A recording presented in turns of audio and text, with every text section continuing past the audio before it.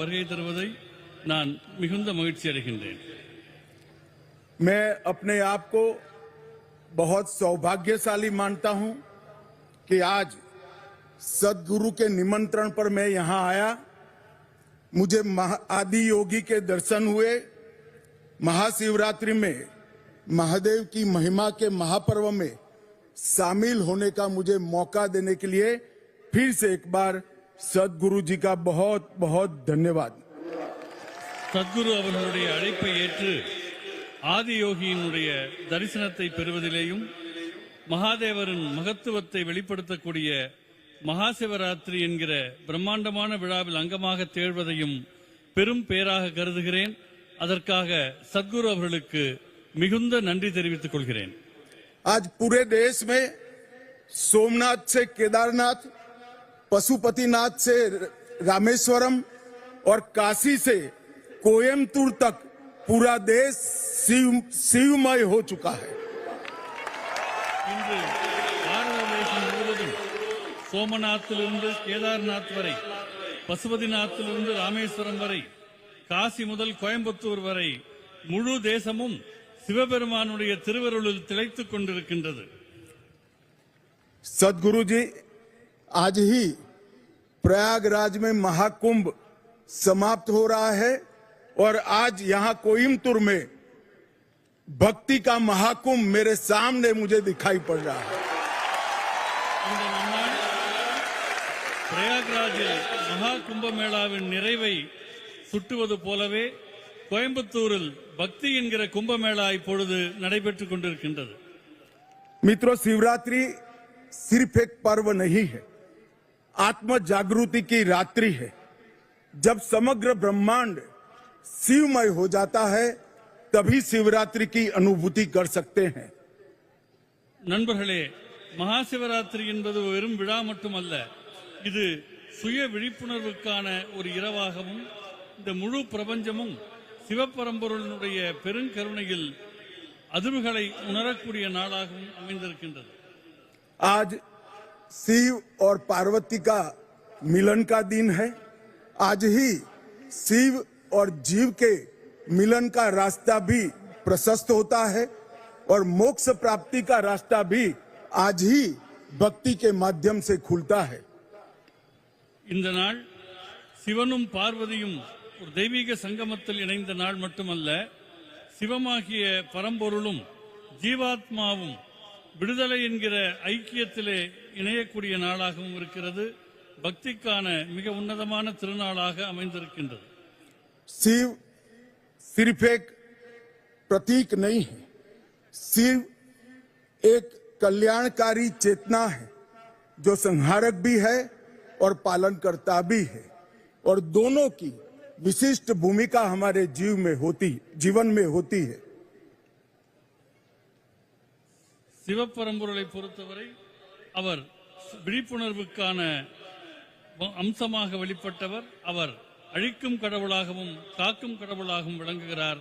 இரண்டுமே நம் வாழ்வுக்கு மிக முக்கியமானவை. शिव शंभु भी है, स्वयंभू भी है. शिव सत्य भी है, सुंदर भी है. शिव को भोलेनाथ भी कहते हैं, महाकाल भी कहते हैं, और यहाँ शिव आदि योगी के रूप में विराजमान है. சிவபெருமான் சம்போ என்று அழைக்கப்படுகிறார். சுயம்பு தான் தோன்றியாக அவர் கருதப்படுகின்றார். அவர் சத்தியம் சுந்தரமாகிய உண்மைக்கும் அழகுக்குமான வடிவமாக விளங்குகிறார். குழந்தைமயமான போலேநாத்தாகவும் உக்கிரமான மகாகாலராகவும் அவர் தொழப்படுகிறார். எல்லாவற்றுக்கும் மேலாக முதல் யோகியாக ஆதி யோகியாக அவர் விளங்குகிறார். शिव केवल आराध्य नहीं बल्कि अस्तित्व का मूल आधार है.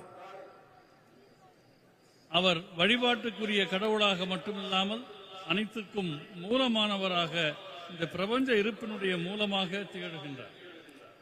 यह महाशिवरात्रि ये भक्ति और श्रद्धा की पराकाष्ठा का प्रमाण है, जिसमें असली अर्पण हमारा भक्ति के प्रति समर्पण है. மகாசிவராத்திரி என்பது பக்தியினுடைய முழுமையான வெளிப்பாடாகவும் சரணாகதி தத்துவத்தினுடைய வெளிப்பாடாகவும் தன்னையே இறைவனுக்கு அர்ப்பணிக்கக்கூடிய தன்மையினுடைய கொண்டாட்டமாகவும் திகழ்கின்றது. मैं सदगुरु जी के लिए भी कुछ कहना चाहता हूं। सदगुरु जी, आपने ये जो स्थान बनाया है जहां हम सब आज बैठे हैं, वो केवल एक तीर्थ स्थल नहीं है, बल्कि योग, साधना, भक्ति, आत्मज्ञान और मुक्ति का केंद्र बनकर आज पूरे विश्व में उभरा है। சத்குரு அவர்களை பற்றி நான் உங்களுக்கு சொல்ல வேண்டும். சத்குரு அவர்கள் உருவாக்கி இருக்கிற இடம் வெறும் பக்திக்கான இடமாக மட்டுமில்லாமல் இது ஒரு புனித இடமாக யோகம், ஆத்ம சாதனை, பக்தி, தன்னை உணர்தல் ஆகியவற்றுக்கான கேந்திரமாக சத்குரு அவர்கள் இதனை உருவாக்கி இருக்கின்றார்கள். ईसा योग केंद्र ने योग और ध्यान के माध्यम से करोड़ों करोड़ों लोगों के जीवन में सकारात्मक सोच और सकारात्मक दिशा का उद्भव करने का काम किया है। ஈஷா யோக மையம் பல லட்சக்கணக்கானவருடைய உயிர்களை யோக மார்க்கத்தின் மூலமாகவும் தியானத்தின் மூலமாகவும் நெறிப்படுத்தி சரியான சிந்தனையை விதைத்து சரியான பாதையில் அவர்கள் செல்ல உலகெங்கும் வழிகாட்டி கொண்டிருக்கின்றது. आदि योगी की ये 112 फीट ऊंची भव्य प्रतिमा हमें अपनी आध्यात्मिक यात्रा के 112 मार्गों की अनुभूति और परिचय दोनों कराती है। 112 அடி உயரத்தில் நிற்கக்கூடிய ஆதியோகியின் திருவுருவமானது விடுதலைக்கும் ஆன்ம விடுதலைக்குமான 112 பாதைகளை நினைவூட்டுவதோடு சிவபெருமாள் அடைந்த அந்த தன்மையை அடைவதுதான் ஒவ்வொரு மனிதருக்கும் இருக்கிற லட்சியம் என்பதை உணர்த்துகின்றது. और हमें यहाँ आकर ही मालूम पड़ता है कि जीवन का अंतिम लक्ष्य शिवत्व की प्राप्ति करना है। வாழ்க்கையினுடைய மிக முக்கியமான நோக்கம் சிவத்தன்மையை அடைவது என்பது இந்த இடத்திற்கு வருகை புரிகிற போது நமக்கெல்லாம் நன்றாக புரிகின்றது. ईसा योग आज ईश्वर से युवाओं को विशेषकर ईश्वर से जोड़ने का माध्यम बन गया है। ஈஷா யோக மையத்தின் மூலமாக இளைஞர்கள் ஆன்மீகத்துக்கும் நல்ல நெறிக்குமாக தங்களை இணைத்துக் கொள்வதற்கு வாய்ப்பு மலர்ந்திருக்கின்றது. यहाँ आकर व्यक्ति चेतना से ब्रह्म चेतना की ओर, स्वार्थ से परमार्थ की ओर और सेल्फ से यूनिवर्स तक की यात्रा की अनुभूति कर सकता है। இங்கே மனிதர்களுக்கு கிடைக்கக்கூடிய அனுபவமானது தனி மனித விழிப்புணர்விலிருந்து பிரபஞ்ச விழிப்புணர்வு நோக்கிய பயணம், தன்னையே தன் நலனையே நினைத்துக் கொண்டிருக்கும் நிலையிலிருந்து தன்னலமற்ற நிலையை நோக்கிய பாதை, தான் என்கிற தன்மையிலிருந்து பிரபஞ்ச உணர்வு என்கிற மடைமாற்றம் ஆகியவை ஈஷா யோக மையத்தில் மனிதர்களுக்கு அனுபவத்திலே கிடைக்கிறது. सदगुरु जी, आपने न केवल युवाओं को धर्म के साथ जोड़ने का काम किया है, युवाओं के सामने धर्म की बुद्धिगम्य व्याख्या को भी रखा है। இளைஞர்களையும் ஆன்மீகத்தையும் இணைப்பதில் சத்குரு அவர்கள் மகத்தான பங்கை ஆற்றியிருக்கிறார்கள். மிகுந்த ஞானம் கொண்டதும் அதே நேரம் தர்க்கபூர்வமானதுமாக நம்முடைய தர்மத்தினுடைய மேன்மைகளை அவர்கள் இளைஞரிடம் கொண்டு சேர்த்துக் கொண்டிருக்கிறார்கள். मित्रों, आपने अंग्रेजी में एक कहावत जरूर सुनी होगी, a mystic man on A mission. हमारे सदगुरु जी के लिए शायद ये शब्द बना है, एक कहावत बनी है। நண்பர்களே, நம்முடைய சத்குரு அவர்களை நான் உங்களுக்கு வர்ணிக்க வேண்டுமென்றால் எனக்கு ஒரு வாசகம் தோன்றுகிறது. ஒரு லட்சியத்தோடு இயங்கிக் கொண்டிருக்கிற ஒரு ஞானி என்ற சொற்களை கொண்டு சத்குரு அவர்களை நான் வர்ணிக்க விரும்புகின்றேன். सदगुरु जग्गी वासुदेव आज पूरी दुनिया भर को जीने का रास्ता सिखा रहे हैं। சத்குரு ஜகி வாசுதேவ் அவர்கள் உலகம் முழுமைக்கும் உண்மையாக வாழக்கூடிய கலையினை போதித்துக் கொண்டிருக்கின்றார்கள்.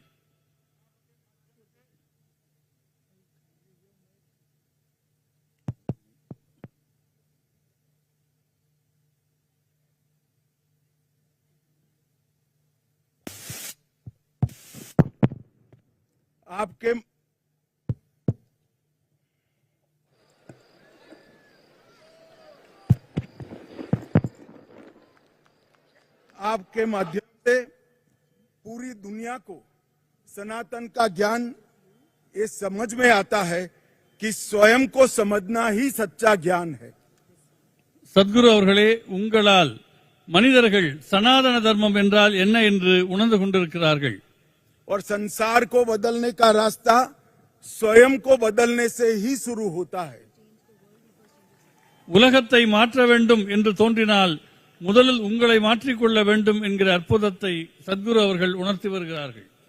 मैं आपके सेव सॉइल कैंपेन के साथ जुड़ा था। आपने हमारी सबसे अमूल्य धरोहर हमारी मिट्टी के लिए पूरे देश भर में संस्कार जगाया और पूरे विश्व को पर्यावरण का एक सुंदर संदेश भेजने का काम किया है। சத்குரு அவர்கள் மேற்கொண்ட மண் காப்போம் இயக்கத்தின் போது நான் அவரோடு முழுக்க கூட இருந்தேன். அது நாம் தாய்மண்ணாக கருதக்கூடிய இந்த பூமியை காப்பாற்றுவதற்கும் அதை மேம்படுத்துவதற்கும் நம்முடைய தலைசிறந்த மரபை காப்பாற்றுவதற்கும் அந்த இயக்கம் நாடு முழுவதும் மகத்தான விழிப்புணர்வை ஏற்படுத்தியது. मैं सदगुरु जी को बड़ी विनम्रता से कहना चाहता हूं, सदगुरु जी आप पूरे राष्ट्र की संपत्ति के रूप में दुनिया के सामने उभर कर आए हैं। சத்குரு அவர்களே, தங்களை பற்றி நான் மிகுந்த பணிவோடு சொல்லிக் கொள்கிறேன். சத்குரு ஆகிய நீங்கள் இந்த பாரத தேசத்துக்கு கிடைத்த மிகப்பெரிய பொக்கிஷம் என்பதை நான் தெரிவித்துக் கொள்கின்றேன். मित्रों, सदगुरु जी ने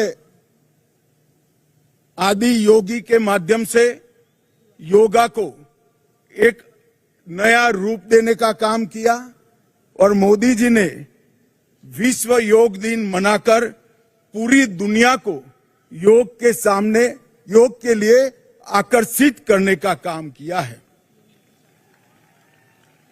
சத்குரு அவர்கள் ஆதியோகி வழியாக யோகக்கலை குறித்து ஒரு மகத்தான விழிப்புணர்வை ஏற்படுத்தி இருக்கிறார்கள். அதனுடைய தாக்கத்தின் நீட்சியாக மாண்புமிகு பாரத பிரதமர் அவர்கள் சர்வதேச யோகா தினத்தை அறிவித்தார்கள். योग हमें स्व से सर्व तक, अहम से वयम तक, संकल्प से सिद्धि तक और वैराग्य से समाधि तक ले जाने का काम करता है। யோக மரபானது தன்னலம் என்ற நிலையிலிருந்து பிரபஞ்ச உணர்வுக்கும், அகங்காரத்திலிருந்து ஒற்றுமைக்கும், தீர்மானங்களிலிருந்து தன்னை உணர்தலுக்கும், பக்தி நிலையிலே இருந்து அடுத்த பரிணாமத்திற்கும், அறியாமையிலிருந்து ஞானோதயத்திற்கும் யோகக்கலை அழைத்துச் செல்கிறது. योग प्राचीन होकर भी प्रासंगिक है, यह स्थिर होकर भी गतिशील है। யோகக்கலை பாரம்பரியமானது, ஆனால் நிகழ்காலத்திற்கும் ஒத்து வரக்கூடியது. இன்றும் உயிர்ப்போடு விளங்குகிற கலை யோகக்கலையாகும். योग मन, शरीर और आत्मा को एकाकार करता है। योग जीव और परम तत्व परमात्मा को जोड़ता है। योग भक्ति का मार्ग भी प्रशस्त करता है। யோகக்கலை என்பது மனம், உடல், உயிர் ஆகியவற்றை ஒருங்கிணைக்கின்றது. பரமாத்மா, ஜீவாத்மா ஆகியவற்றின் சங்கமமாக திகழ்கிறது. பக்தியின் பாதையில் யோகக்கலை ஒளி வீசுகின்றது. मित्रों, जब मैं तमिलनाडु आया हूं तब ये जरूर कहना चाहूंगा कि भारत के आध्यात्मिक इतिहास की व्याख्या तमिल संस्कृति के वर्णन के बिना अधूरी है। தமிழ்நாட்டிற்கு வருகை தந்திருக்கிற இந்த நிலையில் பாரத தேசத்தின் ஆன்மீக வரலாறு என்பது தமிழ் பண்பாட்டை குறிப்பிடாமல் நிறைவு பெறவே முடியாது. यह भूमि ऐसे कई उदाहरणों से सुसज्जित है जो आध्यात्म के जीवंत उदाहरण रहे हैं। இந்த பூமி ஆன்மீகத் துறையில் தலைசிறந்த பல்வேறு ஞானிகளினுடைய தலமாக விளங்குகிறது. அதற்கு எவ்வளவோ உதாரணங்கள் உண்டு. महर्षि तिरुमूलर ने शिव भक्ति का प्रचार किया, कठोर तपस्या से तिरुमंत्रम की रचना की, जिससे हमारे धर्म के लगभग 3000 भजन संकलित किए गए हैं। மகரிஷி திருமூலர் அத்தகைய ஒரு ஞானிகளினுடைய அடையாளமாக விளங்குகிறார். அவர் தீவிரமான தவத்தினுடைய விளைவாக சைவ மரபில் திருமந்திரம் என்கிற தலைப்பில் 3000 அற்புதமான பாடல்களை அருளியிருக்கின்றார். महर्षि अगस्त्य ने भी कई नई रचनाएं कर हमारे धर्म की व्याख्या को और मजबूत करने का काम किया है. அந்த வரிசையில் மகத்தான மற்றொரு உதாரணம் மகரிஷி அகத்தியர் அவர்கள். அவர் சனாதன தர்மத்தின் பல்வேறு பரிமாணங்களை வெளிப்படுத்திய ஒரு ஞானி ஆவார். यहाँ पर भगवान शिव को दक्षिण मूर्ति के रूप में देखा जाता है, जो साधक को ज्ञान, विवेक, मुक्ति और मोक्ष सभी प्रदान करता है. தமிழ் பண்பாட்டில் சிவபெருமானுக்கென்று ஒரு மகத்தான இடம் இருக்கிறது. அவர் தட்சிணாமூர்த்தி என்கிற திருவுருவத்தில் வழிபடப்படுகின்றார். அந்த தட்சிணாமூர்த்தி தன்னை வழிபடுபவர்களுக்கு ஞானம், சமநிலை, விடுதலை, முக்தி ஆகியவற்றை அருளுகிற கடவுளாக விளங்குகிறார். सदगुरु जी, मैंने आपके शिवरात्रि महोत्सव के लिए बहुत कुछ सुना था, सुनकर भी अनुभूति होती थी, मगर आज मैं यहाँ आया हूँ तब मैं निश्चित रूप से पूरे विश्व को कहना चाहता हूँ, ये अद्भुत है, अकल्पनीय है, अवर्णनीय है. சத்குரு அவர்களுடைய மகா சிவராத்திரி பற்றி நான் மிகவும் கேள்விப்பட்டிருக்கின்றேன். இன்றைக்கு நேரில் வந்து இங்கே கலந்து கொண்டிருக்கின்றேன். இந்த உலகத்துக்கே நான் சொல்ல விரும்புவது இது மிகவும் மகத்தான ஆச்சரியமான நிகழ்வாக நடந்து கொண்டிருக்கிறது என்பதாகும்.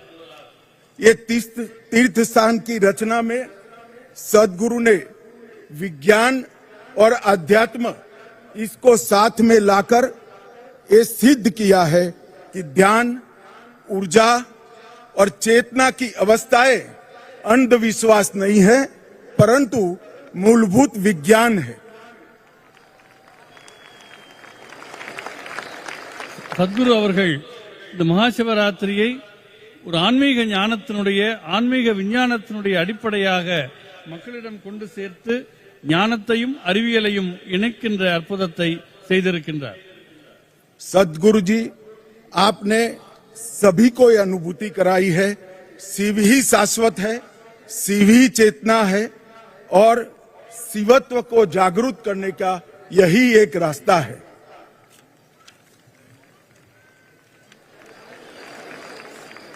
நம்முடைய உள்நிலையில் விழிப்புணர்வு பெற வேண்டும் என்றால், சிவத்தை தனக்குள்ளே உணர வேண்டும் என்றால் அதற்கு மிக உன்னதமான வழியாக இந்த வழிபாடு திகழ்கின்றது. मैं ज्यादा समय लेना नहीं चाहता. पूरे भक्तगण आज यहाँ शिवरात्रि महोत्सव में उपस्थित हुए हैं. मैं आशा करता हूँ कि हम सब यहाँ से शिव तत्व को स्वयं में समाहित कर शिवांग बनने की ओर आगे बढ़ेंगे. सदगुरु जी का फिर से एक बार बहुत बहुत धन्यवाद, प्रणाम. நான் அதிக நேரம் எடுத்துக்கொள்ள விரும்பவில்லை. அனைவரும் சிவராத்திரியை கொண்டாடி மகிழுங்கள்.